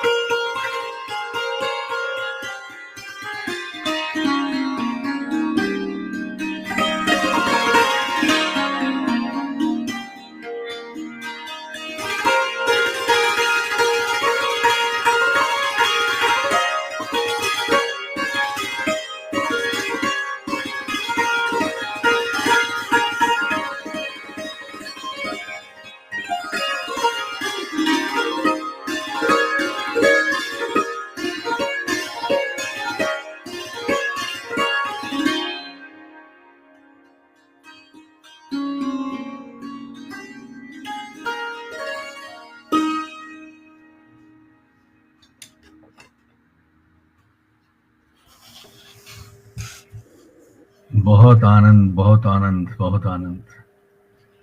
सचमुच ही शुद्ध हो गए कान। वो अभी मैं पढ़ रहा था भारती रैना का कि जैसे मतलब आपका और सही मानने में पापा के आप रिफ्लेक्शन क्या हो, पूरा उन्हीं को आप रिफ्लेक्ट करते हो हर चीज में। जैसे मैं आपको बता रहा था, आपकी नेचर, आपकी बातों का अंदाज बिल्कुल वैसी है। God bless you. तो तभी माँ सरस्वती की इतनी कृपा है आप पे कि जैसे आप कह रहे हो खुद ही आ रहे शॉवर की तरह, तो आगे भी आपको हमेशा इस तरह माँ सरस्वती कृपा करती। आपको बताओ रोमेश जी, अगर दिल की बात बोलूं, हमारी फैमिली तो सेंट्स की फैमिली रही है। एग्जैक्टली। तो एक से बढ़कर एक वो म्यूजिशियंस थे, लेकिन सबके सब सेंट थे। सेंट्स ही थे। जितना हमें रेफरेंस मिलता है, क्योंकि मैं एक बार किसी को हंसा रहा था, मैंने कहा मुझे समझ में नहीं आता, जब भी कश्मीर में कोई प्रॉब्लम हुई, हमारे घर में क्यों प्रॉब्लम करते थे, वो क्रेट डिस्ट्रॉय क्यों चीजें करते थे। 47 में जब कबाली रेड हुआ तो उन्होंने सोपोर में हमारा वो घर जला दिया। जितना भी 47 से पहले का जो भी फोटोग्राफ्स वगैरह जो भी रही होंगी, मतलब हैंड ड्रॉन जो रहता था, वो डिस्ट्रॉय हो गए। डॉक्यूमेंट्स विद रिगार्ड टू मतलब म्यूजिक के जो हमारे ये थे, क्रिएशन थी म्यूजिक में जो जी, मैन्युस्क्रिप्ट्स जो थे वो डिस्ट्रॉय हो गए, इंस्ट्रूमेंट सारे खत्म हो गए। वहाँ ले दे के एक मेरे ग्रेट ग्रैंडफादर का, पंडित शमशाद चंद सोपोरी जी का, उनका सितार जो कश्मीरी सितार था एक, वो क्योंकि वो साथ में लाए थे, टांगे में जितना भर सकते थे, वो छोटी किताबें वो शारदा में लिखी हुई हैं, एक और इंस्ट्रूमेंट, बस इतना ही बचा 1947 से पहले, इतनी 300 साल हिस्ट्री हमारी। उसके बाद 90 में हमारा जो वजीर बाग में घर था, वो नेबर एक होटेलियर था, तो उसने ऑक्यूपाई करके वो डिस्ट्रॉय कर दिया सारा। तो पापा का जितना भी वो पुराने बचपन के फोटोग्राफ्स वगैरह, अब कईयों के पास कुछ कुछ ये पड़ा सबसे बड़ा खजाना होता है। है। तो अब खैर इस पे इंसान क्या रो तो सकता नहीं है, लेकिन मैं वही किसी को बोला, मैंने कहा जब भी कश्मीर में कुछ प्रॉब्लम होती है हमारी चीजें डिस्ट्रॉय जरूर होती हैं, ये पार्ट ऑफ हिस्ट्री ना क्रिएट हो जाए। आप देखिए 300 साल की हिस्ट्री में अगर मैं शुरू करूं से पापा दादाजी, उनके फादर पंडित समसार चंद सोपुरी जी, उनके फादर पंडित शंकर पंडित जी, उनके फादर पंडित सूरज पंडित जी, उससे पहले 3 हमें नाम पता है जो हैं, और उनके नाम के आगे वो जो टिपिकल हमारे कश्मीर में जैसे होता है जू लगता था, तो पंडित सहस्त्रजू, सोमजू, ऐसे करके ये शक्ति के उपासक बेसिकली सब रहे हैं। और मेरे एक पब्लिकेशन मुझे एक डिसाइपल ने दिया, वो पीएचडी उसका चल रहा है संतूर में ही, तो कहा कि भैया जरा इसको चेक करें। एक पब्लिकेशन मिला है जिसमें फॉरवर्ड लिखा है रविंद्रनाथ टैगोर साहब ने। क्या उसमें एक पेज में आता है कि वो कोई लेडी थी जो कश्मीर ट्रैवल की, और वहां पे उन्होंने म्यूजिक, हालांकि उनको म्यूजिक नहीं समझ में आया, शी सेड ये सूफियाना म्यूजिक कुछ थोड़ा सा बहुत स्लो म्यूजिक है, और संतूर का नाम भी नहीं पता था, डिस्क्रिप्शन दिया है ऐसा कोई साज था, और उनका एक सितार जैसा इंस्ट्रूमेंट है, बहुत लूज तारे होते हैं उसमें। सो हालांकि उनको म्यूजिक नहीं समझ आया, पर उन्होंने उसमें पॉइंट लिखा, मेरे ग्रेट ग्रैंडफादर का उसमें नाम आ रहा है कि इन लोगों ने कहा कि इनके इसमें म्यूजिक हीलिंग पावर्स हैं। तो एक ये 1919 की शायद ये पब्लिकेशन है, तो वो 19 हाँ 1919 उसके उसमें ये आया। अब उसमें आप देखें कि ये जो जितने भी हमारे एंसेस्टर्स रहे वो म्यूजिक में ही इन्वॉल्व थे, और उनका बजाना था इबादत, वो ईश्वर के लिए बजाते थे। और इस चीज को जी जो आप बता रहे हो ना, आज मुझे सिर्फ आपके परदादा तक पता था, ये नहीं पता उससे आगे भी, मतलब इतनी पीढ़ी दर पीढ़ी दर पीढ़ी दर पीढ़ी दर चलती आ रही है जी। और दादाजी ने इसको मास में लिया, मतलब उनको जो हम father of classical music Kashmir में बुलाते हैं, वो इसीलिए बुलाते हैं क्योंकि वो लोगों तक उन्होंने उसको दादाजी ने पहुंचाया। और सूफियाना वाले बहुत नाराज थे दादाजी से इस बात पे कि आप सूफियाना की नोटेशन करने लग गए, तो ये पहली बार हुआ। लेकिन दादाजी का विजन हमेशा से ऐसे ही था कि उनको मालूम था अगर इसको नोटेशन बंद नहीं किया तो ये तो लुप्त हो जाएगा, हो जाएगा, जो हो भी गया है। It's just a matter of time now, मतलब हम अनफॉर्चुनेटली नहीं कैरी कर पाएंगे इसको। आप देखिए हमारे वहां पे लोग 4 घराने कहते हैं सूफियाना, मतलब अदर देन परंपरा 4 परंपराएं बोली जाती हैं, मैं 5 परंपराएं मानता हूँ। एक परंपरा माना जाता है अपने कालीन भव साहब का, उसमें वहां पे अभी नया टेकर कोई नहीं है, तो बहुत जिसे आप कहें कि डार्क क्लाउड्स हैं, बढ़ेगा नहीं, वो तो लुप्त हो जाएगा। अच्छा, फिर दूसरी एक और परंपरा है वहां पे अपने कमाल भट्ट साहब की, वो तो मुझे लगता है वो भी वर्ज ऑफ उसी पे है, एंड पे ही है, क्योंकि वहां पे बस एक ही नेक्स्ट जनरेशन में बजा रहे हैं, वो भी कोई बहुत बड़ा अनफॉर्चुनेटली नाम नहीं हुआ है। एक सितारी साहब होते थे हमारे, नया कोई नहीं टेक ओवर किया, वो परंपरा खत्म हो गई। ये तो अभी हुआ है, 2 साल पहले ही पास्ट अवे, और कोई नहीं उसका आगे ले लिया। इसे उनका जो बेटा बजा रहा था उसने छोड़ दिया क्योंकि उसको कोई फ्यूचर उसमें लगा नहीं है। और साज नवाज साहब की जो ट्रेडिशन है वो है जो वहां पे अभी स्ट्रांग है क्योंकि अगली जनरेशन उसको ले रही है। अगली जनरेशन उनकी लेगी कि नहीं लेगी ये डाउटफुल है, क्योंकि बच्चे पहले फ्यूचर देखेंगे। एग्जैक्टली। तो उससे फाइनेंशियल उनको बैकग्राउंड होना चाहिए। इसके अलावा मैं मानता हूं जो बाकी किसी भी रिसर्च स्कॉलर और इन सब ने नहीं लिखा, वो है वथुरा के म्यूजिशियंस, जो भांड म्यूजिशियंस हैं, जो भांड परंपरा है, क्योंकि वो भी सूफियाना बजाते थे। बल्कि उनका जो अभी लड़का बहुत अच्छा बजा रहा है, मंजूर करके, मंजूर उल हक, मैंने उसको कही तुम घराना लिखो, ये मत लिखो मैं वथुरा से हूँ, लिखो मैं वथुरा घराने से हूँ। तुम्हारा ट्रेडिशन है, तुम्हारा घराना है, लिखते क्यों नहीं है उसको? तुम मत लिखो, मैं लिख रहा हूँ। तो भांड वहां पे भी उनका सूफियाना का रहता था क्या? भांड में सूफियाना होता था। अच्छा। भांड में 2 ट्रेडिशंस थे, बल्कि मैं कहूंगा 3। एक तो पर्थर साइड हो गया, भांड हो गया। तो जो मेन जाना जाता है।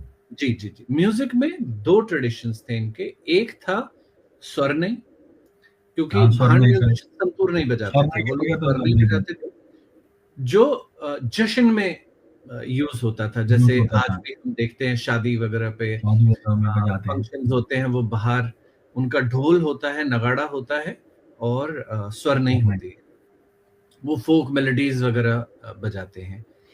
इसी में एक ब्रांच उनकी होती थी जो सूफियाना बजाती थी स्वर्णई पे। और स्वर्णई बजाती थी सूफियाना में ही? सूफियाना में स्वर्णई बजाते थे। अच्छा, वो सूफियाना मकाम बजाते थे स्वर्णई पे। और उस टाइम पे बहुत अच्छा ट्रेडिशन था ये। पर इनको रेस्पेक्ट नहीं मिला। भांड भांड करके हमने इनको बुलाया, और देखिए वसूल एंड क्यों हुआ? वसूल एंड होने के कई रीजंस हुए। हमारा तो डिस्ट्रॉय हो गया 47 में, लेकिन उससे पहले जिन्होंने भी छोड़ा, प्राइम रीजन रहा कि उनको कहते थे आ गया ये ढोल वाला। मैं हमारी बहुत रिच कम्युनिटी है कश्मीर की, हम लोग इतने अपने ट्रेडिशन से जुड़े हुए हैं, लेकिन हमने किसी स्टेज पे अपने आर्ट और कल्चर की बेइज्जती भी की है। एग्जैक्टली जी। और मतलब आज भी लोग कहेंगे कि कुछ अभय सोपुरी करा तुम to me doesn't make any difference. मैं करता हूं। खैर आपका तो मैं नहीं सोच सकता हूं कि मतलब जो देखिए क्या होता है, जो आज भी जो भजन वगैरह करते हैं ना, जैसे भजन गाते हैं, तो मुझे आप भजन को रहा और एग्जैक्टली बता रहा हूँ, वो कहना कभी कभी आता है तो कोई खानदार का तो बजावा, ये वो है बिल्कुल आपने जो बात सही की। एंड देयर कैन बी दो एस्पेक्ट्स होंगे, एक फाइनेंशियल एस्पेक्ट भी होगा नेचुरली, जब रोजी रोटी नहीं चलेगी। देखिए आज के टाइम में फाइनेंशियल पॉसिबिलिटीज बहुत ज्यादा हैं, लेकिन आज से अगर आप 100 साल पीछे चले जाएं, अब तो किसी को रेस्पेक्ट ना मिला हो तो वो क्या फाइनेंस करेगा? और वहीं तक नहीं है, हमारे जो मान लीजिए जो पूजा में ज्यादा होते थे, गौर गौर करके हमने बुलाया। आज हालत ऐसी हो गई है कि कोई पूजा करने वाला हमें नहीं मिलता। बिल्कुल बहुत अनफॉर्चुनेट है, बहुत अनफॉर्चुनेट है। मैं माफी चाहूंगा अगर किसी के सेंटिमेंट्स हिट हुए यहाँ पे, लेकिन हमने बहुत ये फैक्ट है ये अभी भी हमारे बीच में अनफॉर्चुनेटली ये चीजें हैं अभी भी। चलिए मैं आपसे एक सामा पा के बारे में सुनना चाहूंगा। सामा पा जो आप लोगों ने शुरू किया था, I think that is Sopori academy of music and performing arts, बहुत अच्छा नाम भी रखा आपने, सामा पा। तो ये आपके टाइम शुरू हुआ था कि ये पापा के टाइम शुरू हुआ था? सामापा बेसिकली पापा ने स्टार्ट कराया। हम लोग मेरी एक सोच थी जब मैं पापा से एक बारी बात किया राइट फ्रॉम द बिगनिंग, क्योंकि कश्मीर के म्यूजिशियंस जब भी आते थे तो वो एक सेंटेंस हमेशा मुझे कहते थे कि हमारे लिए कुछ करना है। मेरे इंटरव्यूज में भी है। तो मैं जब अपना मैनेजमेंट का मुझे था मुझे मैनेजमेंट करना, सो मुझे लगा फाइनेंशियल असिस्टेंस करनी होगी as a kid. 8th 9th का बच्चा जो होता है कि MBA करूंगा, पैसा आएगा, नौकरी करूंगा, फाइनेंशियल हेल्प करूंगा। बट एज आई ग्रू मैं अंडरस्टैंड किया ये फाइनेंशियल हेल्प नहीं चाहिए, ये वो सपोर्ट चाहिए जो सोपुरी परिवार ने हमेशा दिया है। खास तौर पे दादाजी की बात करूं, पापा की बात करूं, तो इनको वही मुझसे भी चाहिए। तो एक ये सेंटिमेंट बहुत उसमें था। ये मेरे म्यूजिक लेने के पीछे भी एक रीजन रहा है, मेरे इंटरेस्ट के अलावा, कि लोगों की एक्सपेक्टेशंस बहुत रही हैं मुझसे। तो मैं पापा से एक बारी बोला कि विद रिगार्ड टू ये वाला इशू, कश्मीर के म्यूजिशियंस हमारे, उसके अलावा जनरली जो मैं म्यूजिक में फील्ड में एक देख रहा था, lot of lobbyism, lot of groupism, lot of politics unfortunately. तो मैंने पापा से कहा कि मुझे तो ये एक्सेप्टेबल नहीं है। तो पापा आराम से बैठे थे, अपना चाय वाय पी रहे थे, तो ये सब बहुत अच्छी बात है, तो होना चाहिए ऐसा, व्हाट आर योर थॉट्स। तो मैंने कहा पापा मैं भी कुछ करना चाह रहा हूँ इसमें, बिकॉज क्योंकि मुझे एक्सेप्टेबल नहीं है तो चुप तो बैठ नहीं पाऊंगा।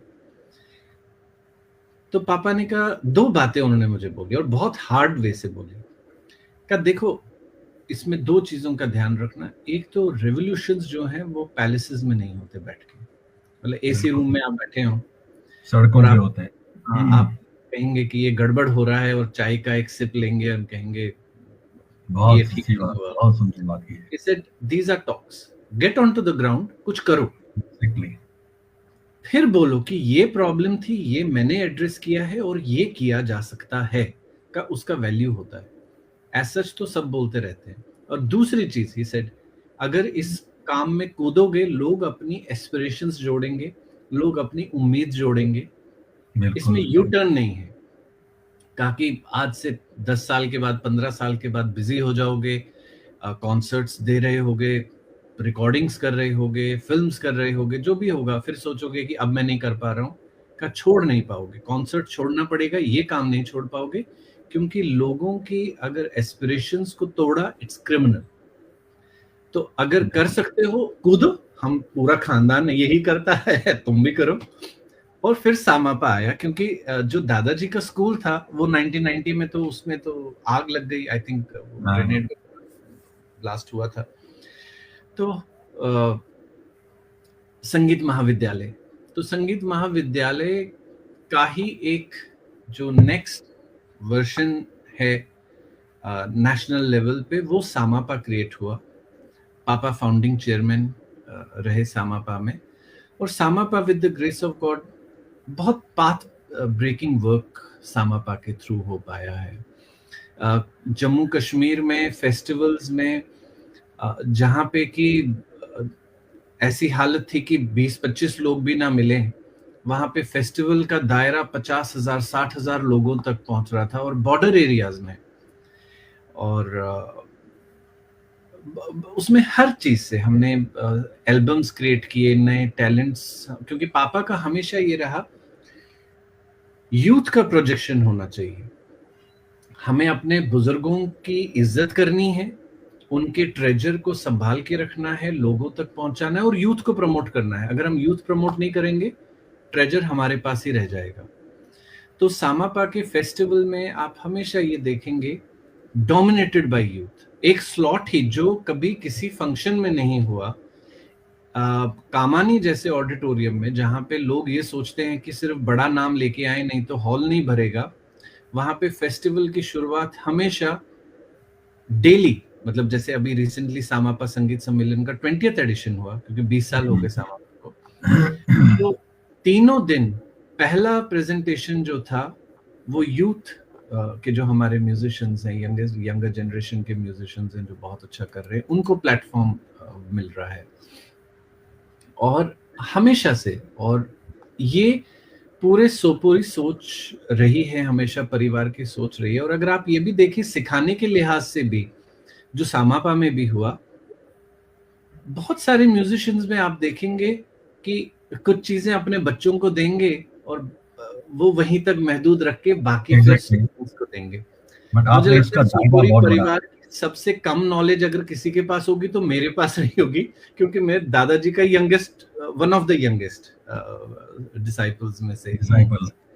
मुझसे ज्यादा खजाना तो शमीम बुआ के पास, कैलाश बुआ के पास, सुनैना बुआ के पास, और बाकी जितने भी हैं, इन सब के पास तो खजाना मुझसे 100 गुना ज्यादा पड़ा हुआ है। तो कितना दादाजी ने उनको दिया है, या पापा ने अपने डिसाइपल्स को कितना दिया है, यही सामापा की सोच है। म्यूजिक टू द मासेस और giving back to the society. जो सोसाइटी ने हमें दिया है, we have to give back to the society. अभी आपकी मम्मा का आपको दिखाया था स्क्रीन पे, आपको ब्लेसिंग दी थी, नहीं देखा आपने अभी? तो she is proud that you are, आप continue to fulfil the legacy of family and your papa's dream, music to the masses through Samapa. जी। तो इसमें मैं देख रहा था कि आपने 2005 में इसका एक प्रोग्राम किया था। आई थिंक 20,000 कुछ लोग उसमें थे ना, if I am not wrong. 20,000। मैं ये देख रहा कि 2005 when it was militancy was peak, जिस टाइम था, तो वाज इट पॉसिबल उस टाइम कोई थ्रेट वगैरह कुछ उस टाइम का दिया गया कुछ उस टाइम जब आपने ये शुरू किया था वहां पे? मतलब यहाँ उस time I think this was one of the best कि उस टाइम 100 थे आपके, देयर वर 100 पीपल। 2005 में 100 म्यूजिशियंस ऑन स्टेज। 100 सो कहाँ पे किया था आपने ये कश्मीर में हुआ, SKICC में हुआ, और ललदेद फेस्टिवल, ये सामापा का पहला फंक्शन है। मैंने जब ये पढ़ा ना, रियली मैं कहना मैं कि मतलब 2005 में, अभी I remember I was also there once in Kashmir when militancy was at the peak. तो ये चीजें तो बर्दाश्त पे थी। और वहां पे मैं थोड़ा सा हमेशा से ये रहा हूँ कि बहुत ओपनली मैंने बात की है। तो जब हमने फंक्शन किया तो बहुत सारी लोकल बॉडीज थी जो हमारे अगेंस्ट चल रही थी, पूरा सबटाइज करने के लिए, बिकॉज दे डिडंट वांट कि ये फंक्शन स्मूथ और सक्सेसफुली जाए। बिल्कुल मैं कह रहा हूँ ना, बिल्कुल सही। To the extent one of the officials who was involved, उन्होंने मुझसे कहा कि अरे उस वक्त गवर्नर थे सिन्हा साहब, जनरल सिन्हा, एसके सिन्हा साहब, तो उनको कोई इंटरेस्ट नहीं है म्यूजिक में, ऐसे करके मुझे बोला गया। तो मैंने तब भी एक लेटर लिख दिया, फैक्स करना था, मैंने लिख दिया। मैंने लिखा कि ऐसे हम एक फंक्शन कर रहे हैं, अगर आप ग्रेस करें ओकेजन को, so it would be such an honour. उन्होंने एग्री कर लिया and I was amazed because मुझे बोला गया था कि उनको कोई इंटरेस्ट ही नहीं। सो एक पूरा बॉडी मेरे अगेंस्ट वर्क कर रहा था कि किसी तरीके से गवर्नर साहब को ये बताया जाए कि भाई आपने कौन सा फंक्शन एक्सेप्ट कर लिया। तो मैं आपको एक इंसिडेंट बताऊंगा, you will be surprised. I don't want to name the official because that's not ethical. से मान लीजिए 6 बजे गवर्नर साहब को आना था तो 2-3 मिनट 6 बजे से पहले मुझे ये ऑफिशियल आया कि गवर्नर साहब ने कैंसिल कर दिया आना। तो उन्होंने कहा कुछ प्रॉब्लम है, वो नहीं आ पाएंगे। तो मैंने इमीडिएटली मैं पापा के पास गया, मैंने कहा पापा थोड़ा सा आराम से कर लेते हैं, आई थिंक गवर्नर साहब नहीं आ पा रहे हैं, तो लेट्स टेक दीज 5-10 मिनट्स, जो थोड़ा सा लास्ट मोमेंट चीजें बच गई थी, तो आराम से शुरू करते हैं। Then suddenly struck me, phone मुझे क्यों नहीं आया? इनवाइट मेरा है, कॉल तो मुझे आना चाहिए। So I called up the ADC, I said कि मुझे ऐसे इंफॉर्मेशन मिली। This is what he told me, he said Abhay तुम अभी तक इन लोगों को नहीं पहचान पाए, we are at the gate of SKICC, come out immediately. मतलब LG साहब आ रहे हैं, you it just can not happen that you are not there, come out immediately. Exactly, सीधे सबटाइज करने की कोशिश। मैं बाहर पहुंचा and that official was standing there at the gate to receive the governor. तो ही वांटेड टू प्रूव, ये तो बहुत बड़ी मतलब आप कहीं इंसल्ट है कि आप गवर्नर साहब को बुलाएं। अच्छा, फिर पूरा कैबिनेट भी वहीं था, आई थिंक उस टाइम पे ऑलरेडी आजाद साहब भी CM थे वहां पे, सारे जितने भी हमारे लोकल हैं वो सब लोग, सारे आर्टिस्ट थे। फर्स्ट टाइम पापा ने जो नॉवल होता है उसको म्यूजिकल इंटरप्रिटेशन से डाला। ये इनका लिखा हुआ वर्क था, अपने रेंजू साहब का, उन्होंने एक वो लिखा था, उसको म्यूजिकली डेवलप करके डाला गया। ललेश्वरी के ऊपर एक क्लासिकल कंपोजिशन बनाई गई टप्पा स्टाइल में, जो बहुत ही एक डिफरेंट स्टाइल है क्लासिकल में, वो लिखवाया गया। इस तरीके से बहुत एक अच्छा स्कूल के बच्चों को लाया गया। And that's when I realize कि बच्चों में कितनी प्रॉब्लम आ रही है। हम उनसे पूछ रहे हैं, अच्छा पापा ने कहा कि बेटा ललेश्वरी का कलाम गाना होगा, तो एक बच्चा कह रहा है कौन ललेश्वरी पापा सेड ललदेव, तो कहा सर हम तो नहीं जानते। तो पापा ने कहा अच्छा भाई ललारीपा मुंद ऋषि शेखुल आलम ये तो सुना होगा। नहीं सर ये कौन है। तो पापा ने मुझसे कहा कि there is so much to do here, क्योंकि ये जनरेशन जो है ये तो बिल्कुल कुछ अलग पता नहीं, बिल्कुल। तो लेकिन फिर सामापा से जो हमने फंक्शंस किए, मैं आपको बताऊं 2016-17 में कश्मीर में, this is perhaps the biggest ever festival that could have been conducted in Kashmir. J&K पूरा 22 दिन का फेस्टिवल था, 11 दिन कश्मीर में, 11 दिन जम्मू में, 22 दिन का में प्रोग्राम हुआ एक्सेप्ट अपना पुलवामा एंड शोपियान में मुझे अलाउ नहीं किया सिक्योरिटी। दे सेड यहाँ हम बिल्कुल नहीं मानेंगे तुम्हारी बात। और ये एक चीज मेरी हमेशा रही है, I have tried to convince everybody. जो 2005 की आपने बात की, मुझे क्योंकि सेबोटॉज हुआ था फेस्टिवल, मैं वही आपसे कह रहा हूं कि एक कार्ड किसी को डिस्ट्रीब्यूट नहीं हुआ। इनफैक्ट जब मैंने गवर्नर साहब से भी पूछा कि आपको कार्ड मिला, ही सेड नहीं कार्ड तो नहीं आया, प्रिंट किए हैं क्या। तो मैंने कहा जी पूरे 1000 कार्ड भेजे थे मैंने यहाँ पे भिजवाने के लिए, किसी को नहीं इन्होंने कार्ड वहां पे डिस्ट्रीब्यूट किए। तो मुझे सिक्योरिटी ने ये बोला कि हम तो बिना कार्ड के अलाउ नहीं कर सकते। तो दिस इज अच्छा, तब तक मेरा रिलेशन गवर्नर साहब के साथ बहुत अच्छा हो गया था, बिकॉज ही रियलाइज्ड कि he is a person who does work, और बाकी तो यहाँ चीजें चलती रहती हैं। मतलब एक बहुत डिफरेंट लेवल पे I had his personal number, तो इस तरीके का रिलेशन था। तो वहां पे I told him, I said, जो सिक्योरिटी के इंचार्ज थे, आई सेड अगर आपको रोकना है तो सबसे पहले तो आपको गवर्नर साहब को रोकना पड़ेगा, उनके पास भी कार्ड नहीं है। आई सेड आप लोगों को रोकिए, अगर किसी के हाथ में एक पेपर है और आपको पेपर से भी ऑब्जेक्शन है, आप पेपर रुकवाइए, आदमी को मत रुकवाइए, because he is coming here after 15 years। कोई इस तरीके का फेस्टिवल हो रहा है, ओपन फेस्टिवल हो रहा है, I don't want it to be restricted to VIP sections. It's not for them, it's for general public. बहुत अच्छा रिस्पॉन्स रहा। उसके बाद सामापा के जितने भी फेस्टिवल्स हुए, दिल्ली में, जम्मू में, कश्मीर में, बॉर्डर एरियाज में, RS-पुरा, जम्मू साइड से सांबा, अखनूर, हर जगह, और कश्मीर में हमने शुरुआत की सोपोर से 2016 फेस्टिवल था। तो मुझे उस वक्त गवर्नमेंट वहां पे डिसॉल्व हो गई थी, और ये अपने डिविजनल कमिश्नर थे असगर सामुन साहब। So he said, सोपोर से कौन फेस्टिवल शुरू करता है। तो या तो पहले दिन ये फेस्टिवल सुपर हिट है, या तो ये पहले ही दिन क्लोज होने वाला है फेस्टिवल। तो पापा सेड कि भाई हम तो सोपोर से ही शुरू होगा। बहुत, ये तो मुझे पहली बार पता चल रहा। क्या बात। 1.5 घंटे का फेस्टिवल प्लान हुआ, सोपोर का सेशन, और पूरे फेस्टिवल में सारे सेशंस 1.5 घंटे के प्लान हुए कि 10 साढ़े 10 बजे शुरू करके जो 12 साढ़े 12 बजे आजान जब होती है उससे पहले कंक्लूड कर लिया जाए, ताकि अनवांटेड कोई भी बात ना हो कि भाई अजान के टाइम पे म्यूजिक चल रहा था। और वी थॉट कि लेट्स अवॉइड दैट।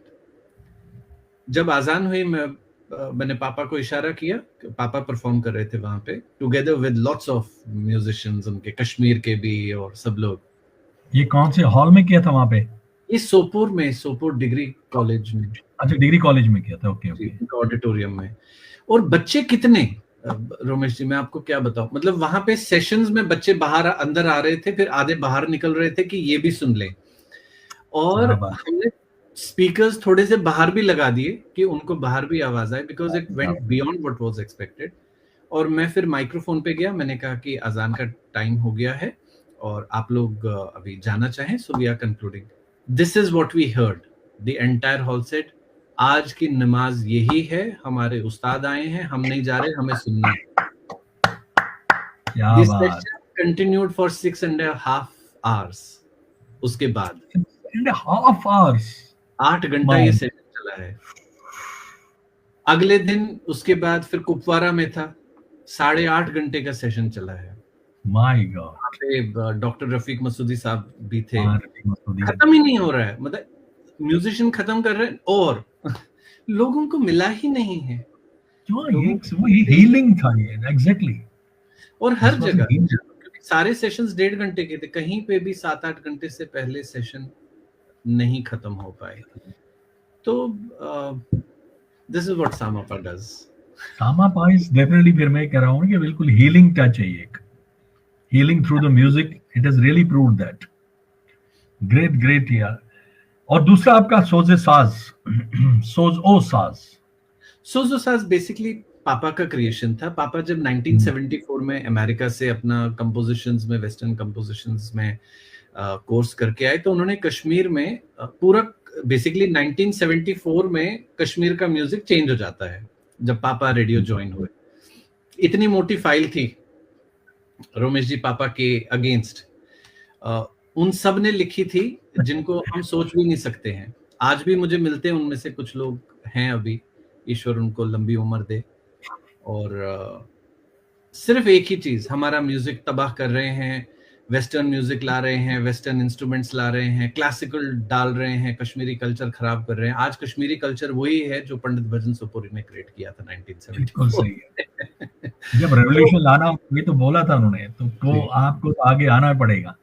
और पापा जब आए तो उन्होंने ऑर्केस्ट्रेशन स्टार्ट की कश्मीर में। आप देखिए 1974 से पहले रबाब एकम्पनिंग इंस्ट्रूमेंट था, साथ में चल रहा है, रबाब भी बज रहा है। 1974 के बाद रबाब सोलो इंस्ट्रूमेंट क्रिएट हुआ, बिल्कुल। सारंगी सोलो इंस्ट्रूमेंट क्रिएट हुआ, मटका प्रॉपर रिदमिक इंस्ट्रूमेंट क्रिएट हुआ जिसपे कि प्रॉपर पीसेस बजते थे। सेम विद तुम्बक, संतूर तो खैर हुआ ही हुआ। तो वहीं पे ऑर्केस्ट्रेशन जब हुई, छोटा छोटा ऑर्केस्ट्रा, पहले 10 लोगों का, 15 लोगों का, 20 लोगों का, धीरे धीरे करते करते नंबर बढ़ा। 2003 में मैंने मेरा पहला ऑर्केस्ट्रा कंडक्ट किया, कंपोज किया, कंडक्ट किया। दिल्ली में कामानी ऑडिटोरियम में ही कॉन्सर्ट था, और मेरे पास उस टाइम पे थे आई थिंक 25 की 35 म्यूजिशियंस। वहां से करते करते, तो ये जो कश्मीरी ऑर्केस्ट्रा का जो नाम था, जो पापा ने उस वक्त जब उनको वो रखते थे तो सोजो साज करके पापा रखते थे, तो it was papa's creation.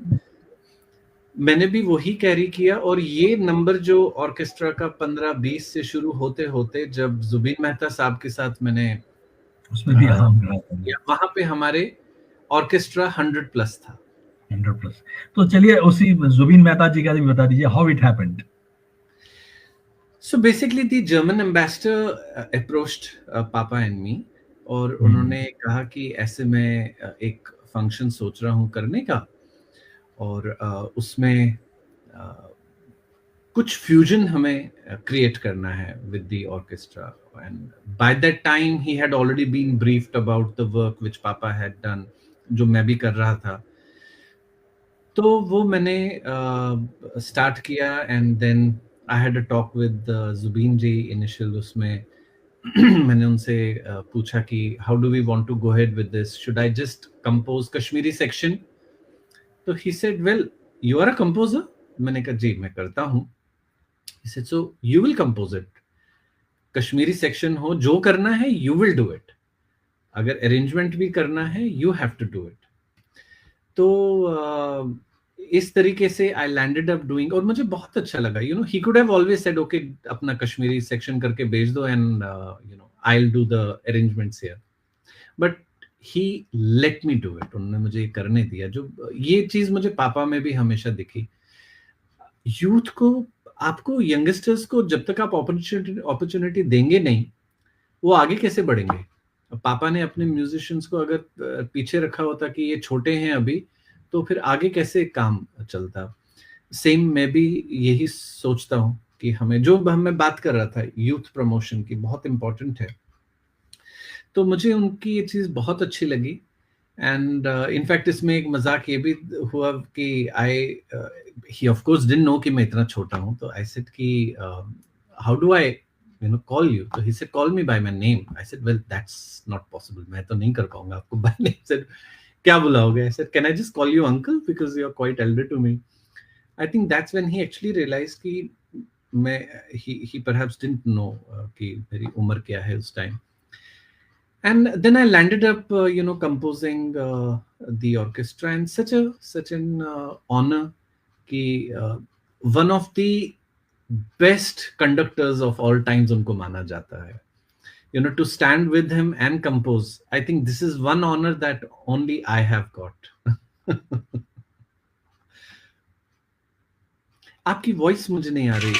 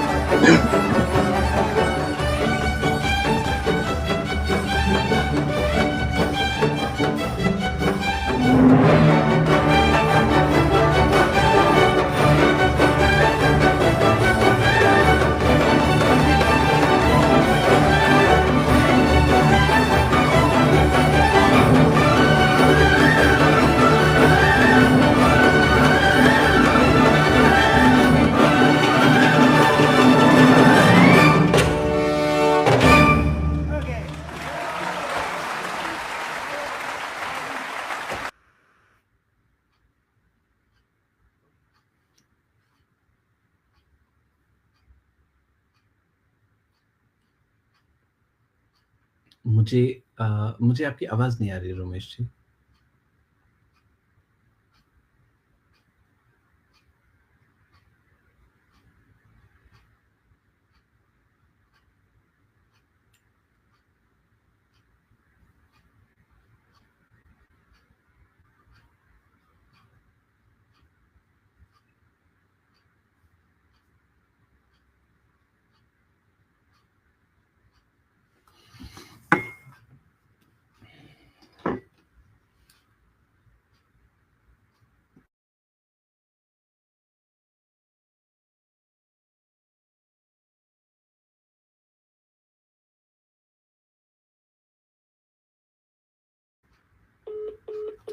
So till Romesh ji is able to connect, मैं हल्का सा कुछ और सुना देता हूँ आपको.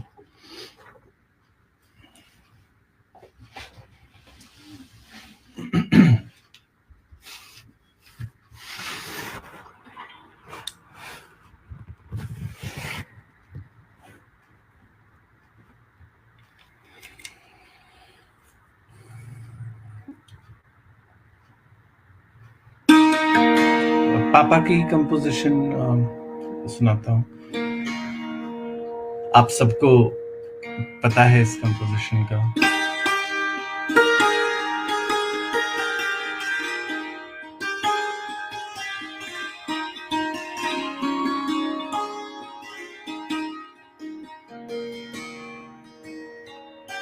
मर्मदे हामदन वारो कर समान्याय दे.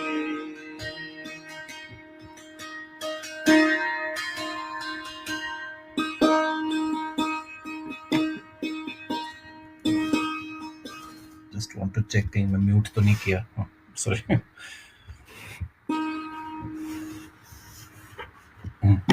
Sorry. मर्मदे हामदन वारो कर समान्याय दे. मर्मदे मदन वारो कर समान्याय दे. मर्मदे हामदन वारो कर समान्याय दे.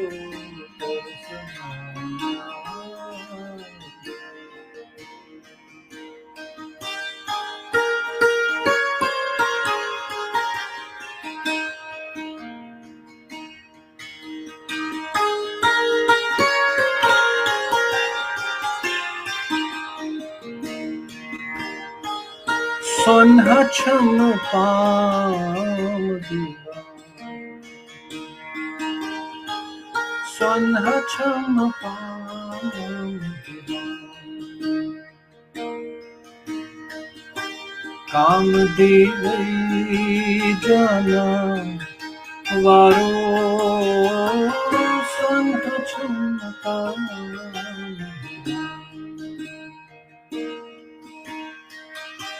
काम दी गई जाना वारो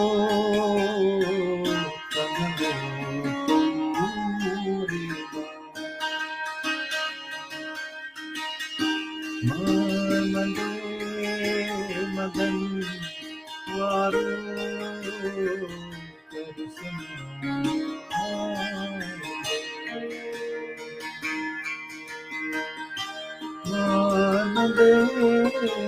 Madan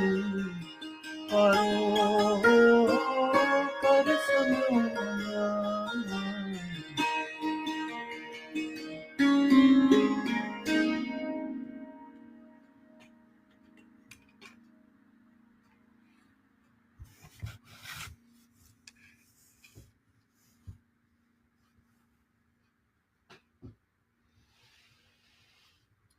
Still can't hear you, Ramesh ji. Up, please. Yeah.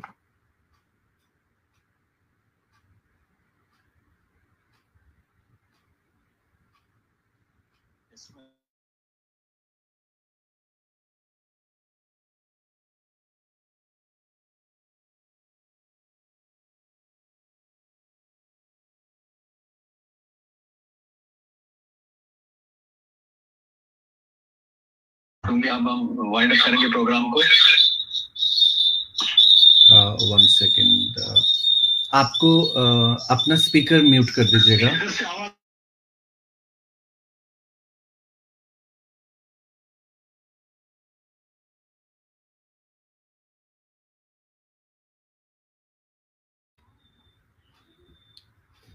आ रही है आवाज? जी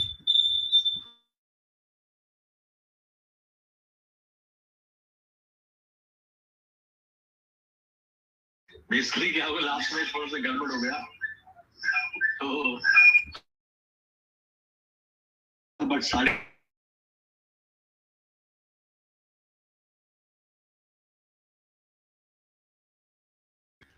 हाँ, तो अब आप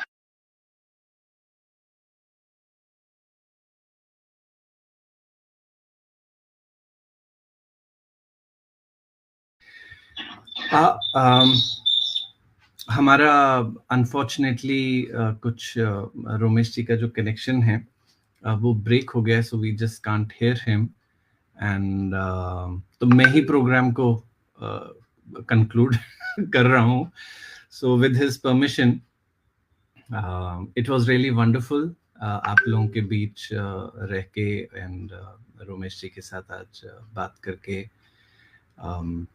कुछ चीज़ें डिस्कस हुई, कुछ म्यूजिक को लेके डिस्कस हुआ and I am so honoured. आज 40th एडिशन था ऑफ द शो यादों के वर्क से एक मुलाकात, जो रोमेश जी इतने प्यार से इसको कंडक्ट करते आए हैं एंड मैं यहीं पे स्टॉप कर देता हूँ, नहीं तो पता चला इनका चैनल मुझे ही अप्रोच कर रहा है आगे से एक और प्रोग्राम होस्ट करने के लिए, which I won't be able to do.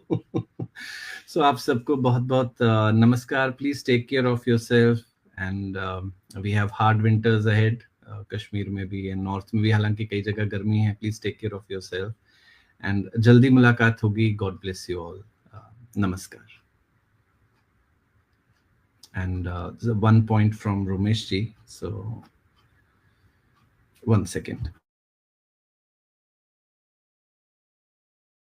आप मेरे से बात कर रही है, तो थैंक यू, बहुत बहुत शुक्रिया।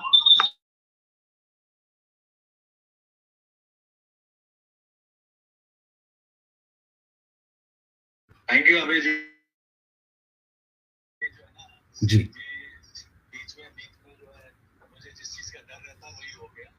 नहीं, बिल्कुल बिल्कुल रोमेश जी, ये तो कनेक्शंस का ऐसा है कि anything can go wrong any time. जी जी जी